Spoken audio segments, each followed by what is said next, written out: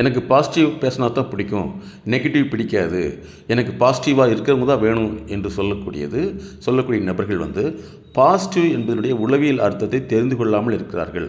பாசிட்டிவ்னாவே தனக்கு சாதகமான ஒரு பொய், அது உண்மை இல்லாமல் அவர்களுக்கு ஏற்க சொல்லக்கூடிய விஷயமாக கூட இருக்கலாம்.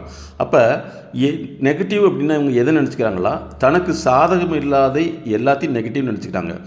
ஆனால் எம்எஸ்கே உளவியல் கோட்பாடின்படி சாதகமான நிகழ்வை எவ்வாறு கையாளுகிறோம், எவ்வாறு கையாளுவதற்கு என்ன உளவியல் யுக்தி வேணும் என்பது தான் மிக முக்கியமான விஷயம்.